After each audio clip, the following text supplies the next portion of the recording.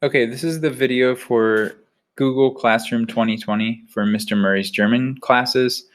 I'm going to go over some of the changes I've made to Google Classroom this year, as well as some of the changes that have been made through the Google update, or several of the Google updates recently. I will be using the Intermediate German Classroom page, but this will apply to other German classes as well.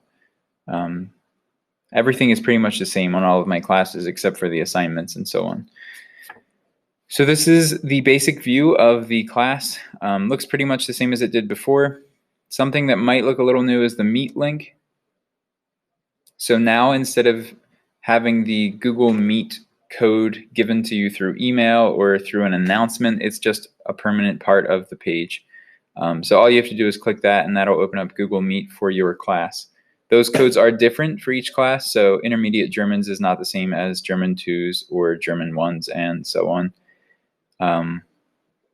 But if we would go virtual, or if for some reason we would have to do a virtual meet of any kind, that's the code that we could use to do that. Something else that is a little bit new, and this is a change for me,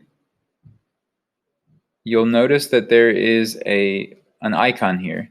That one is obviously just the German flag and is not significant beyond that. But other assignments will include icons such as this one here.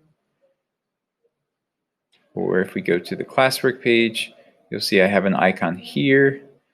And then down in the class resources, there are also different icons here. So this is something I've added to help you interpret what each post means, basically.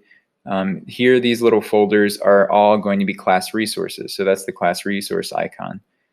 This notebook signifies a note assignment or note-taking assignment. Back onto the stream, the little loudspeaker is for announcements. Now, I don't have a lot of icons used yet, but there is a Google Classroom icon key that I created under class resources. And if we click that, it should open up a Google Doc. And you can see what all of those icons mean. So anytime I give you homework, I'm going to use the pencil. Classwork will be a pen. I already went over the notes and the resources. A reading is a book. Project will include a paper with some sticky notes on it. Quiz or test will be a paper with a pencil. The announcement I already went over as well. And then graded, I'm going to include a red exclamation mark, and that just gives you a more immediate sign when something is graded or not, or kind of how it ranks in terms of what assignments in all of your classes you need to complete and in what order. So you can check that out in further detail later.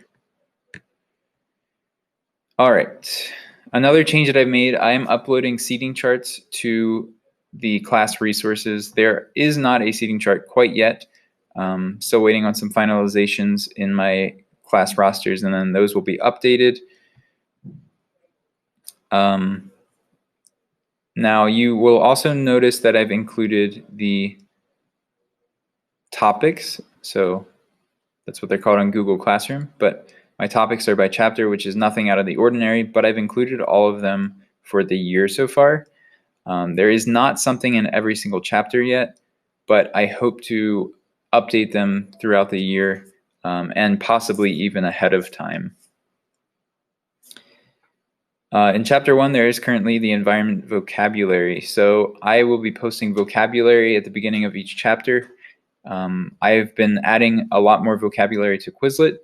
So if we were to click on this one would take us to the chapter 1 for Intermediate German, sections 1 through 2. So that's all of the sections. In addition, I've broken down those vocabulary groups. So where I used to have on Quizlet just one vocabulary set or one flashcard set that included all of the sections, I've now included ones that are each section individually. So there's environment section 1 and there's environment section 2. So that gives you some more flexibility to study or create notes or whatever you need to do with that. All right, I'm going to head back to the stream. So another change that I've made on the stream, you'll notice that the only thing that's here is an announcement. So classwork, even though I've posted some, is not going to show up on the stream. The reason I did that is so that it's less crowded. You can kind of follow things a little bit better when I'm making announcements. And then to find your classwork, you'll just go in here, and there should be a to-do button or a button that allows you to see what work you have to complete. I will enter a class that I'm in just really quickly. Right here, it says view your work. That's what yours will look like. So if you click that, it tells you what you have to do. Okay. So there are only a couple more things here to go over. The next one is that I will be attempting to give no assignments that require a paper copy to be turned in. So pretty much everything that I give this year as an assignment will be able to be completed on your laptops. So probably Google Docs, Google Forms, maybe some projects involving other digital apps or websites. So you really will be depending a lot on Google Classroom to turn things in. Everything will be turned in digitally, or nearly everything will be turned in digitally.